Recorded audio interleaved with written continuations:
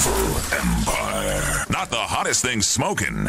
You must be out of your goddamn mind. Hey everyone, so it's May 25th, Monday, Memorial Day, and today I want to talk about Memorial Day as a whole. Now, Memorial Day, traditional-wise, is supposed to be a day where we honor the troops and the men and women who fought to defend our country. But what are they defending it from? Right now, the human nature is to put people and children in the lines of danger and death to be shot at and killed. The point of war is to kill people, and so we're supposed to honor those who go over on political agenda and get shot at.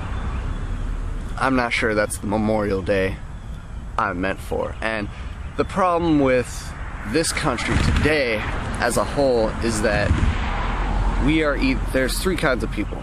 There are the over-patriotic, crazy political people who believe that we're still fighting for freedom because we're killing people with different beliefs in a different country. And there's people like me who are radicalists and stand up and want extreme government change. And then there's a majority of the people who don't stand up at all. And so the problem with this is it's just like the 1940s. I would be labeled as a terrorist because I want to change our entire government because I do not believe in sending children, who, by the way, a majority of the people sign up for military because they can't even pay for college.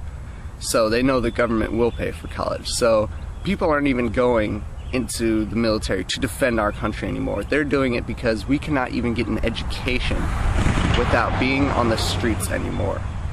So we sign a contract to take orders, whatever those orders may be. And those orders are to go to Afghanistan and Iraq and shoot people who we label terrorists because their beliefs are different from ours. And anybody who stands against that, who won't defend their country, is a terrorist. Children across the nation. One child wore a, 7th grader, wore a anti-war shirt, a peace shirt. And she was ridiculed and beaten by her fellow students because they said, quote, "If you don't defend this country, you're a terrorist." And this is what the media is feeding our children. This is nothing but propaganda from the 40s. We're in a depression. Everything's going wrong, even with the new president. And we could rise up as a people if we wanted to. But the government does not want that. The government wants to, I don't know what the fuck the government wants to do, but they want us to be quiet.